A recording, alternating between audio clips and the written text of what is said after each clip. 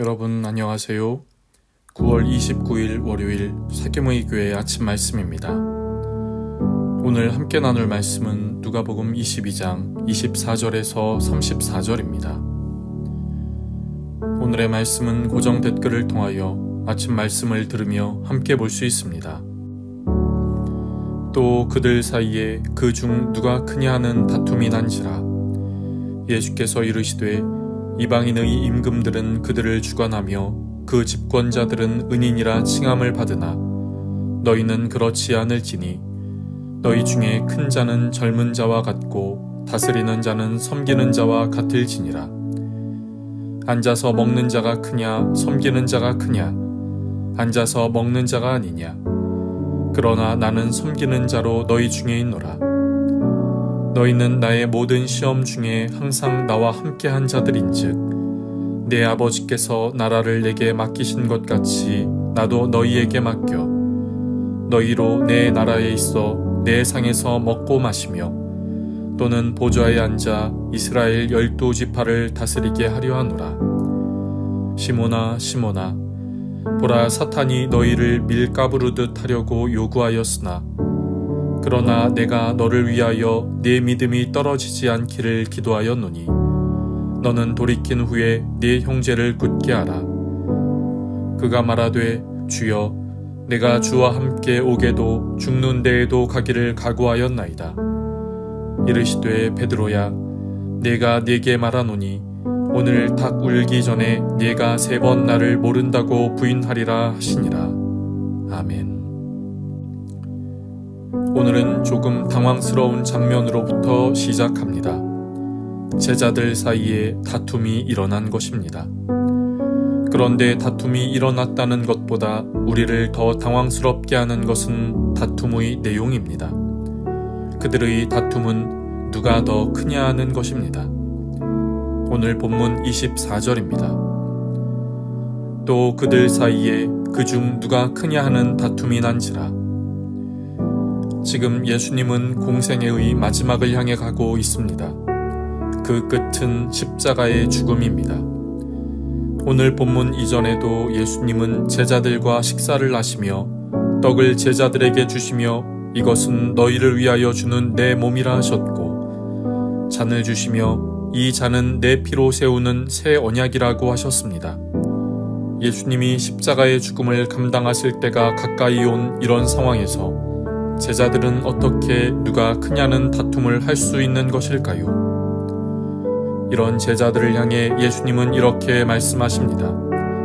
오늘 본문 26절입니다.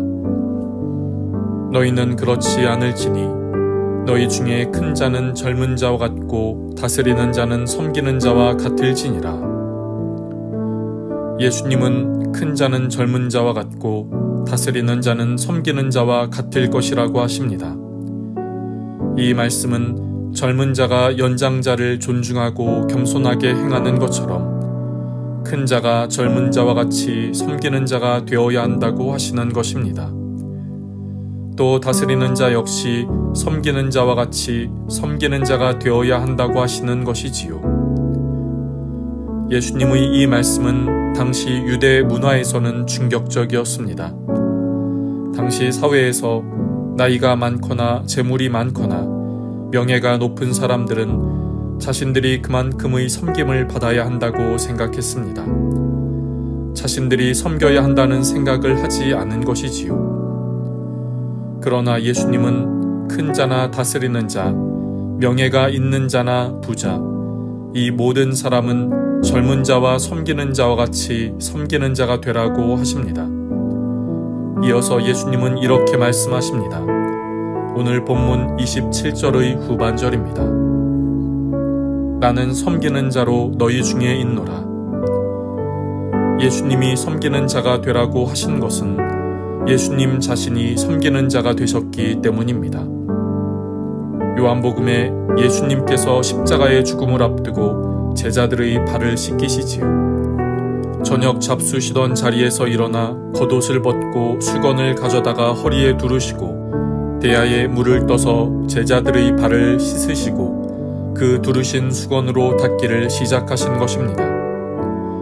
예수님이 제자들의 발을 닦기를 마치신 후에 이렇게 말씀하십니다. 요한복음 13장 14절입니다. 내가 주와 또는 선생이 되어 너희 발을 씻었으니 너희도 서로 발을 씻어주는 것이 옳으니라. 예수님은 제자들을 사랑하셔서 그들의 발을 씻으셨지만 동시에 섬기는 모습을 그들에게 보여주시고 그들도 서로 발을 씻어주며 섬기는 자가 되라고 하시는 것이지요.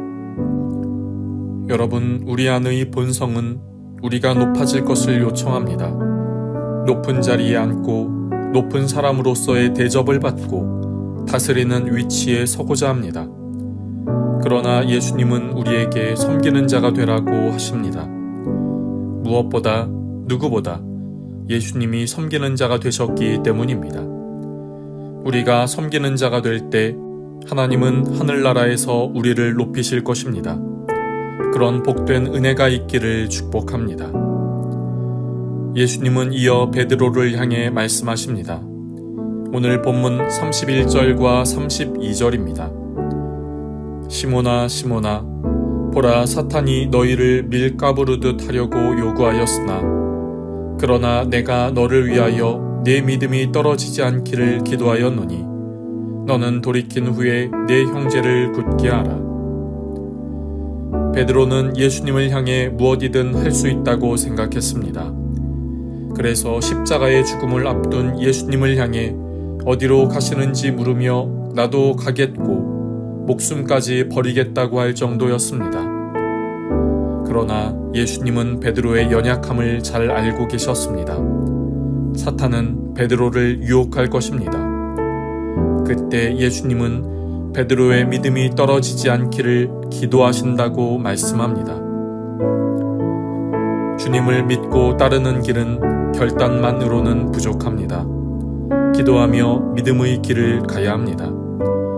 특별히 예수님은 이 믿음의 길에서 우리가 이탈하지 않도록 기도하신다고 말씀합니다. 로마서 8장 26절입니다. 이와 같이 성령도 우리의 연약함을 도우시나니 우리는 마땅히 기도할 바를 알지 못하나 오직 성령이 말할 수 없는 탄식으로 우리를 위하여 친히 간구하시느니라. 성령은 우리 주님은 우리의 연약함을 도우시고 우리를 위하여 친히 간구하십니다. 그리고 이 믿음의 길을 굳건하게 걸어가기를 바라시고 끝까지 걷기를 원하십니다. 우리의 결단과 노력만이 아니라 우리를 위하여 기도하시는 주님의 도우심으로 이 믿음의 길을 온전히 그리고 끝까지 걸어가기를 간절히 소망합니다. 기도하겠습니다. 하나님, 오늘도 우리에게 귀한 하루를 시작하게 하시니 감사합니다. 주님, 우리 안에 높아지고 싶은 마음, 섬김을 받으려는 본능적인 마음이 있음을 고백합니다. 그러나 그때 섬김의 본을 보이신 주님을 따라 섬기는 삶이 되게 하옵소서.